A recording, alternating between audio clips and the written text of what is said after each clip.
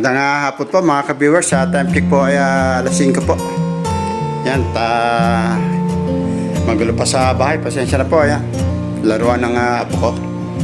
At dito punta tayo po sa labas at magtatanggal po ako ng damo. Ayun, no, maraming damo yung nakita ko. Maraming damo yung sa may halaman ni Mrs. Ayun, no. Kaya tatanggalan po natin yan at gusto kong patap natin natanggalan na magdidilig po tayo. Ayan. Ayan po yung labas namin. Dahil pang bote, hindi pa nakakaayos. Magdidilig tayo. Tuyo na yung mga laman, mga ka-viewers. Ayan, siset ko lang po yung camera.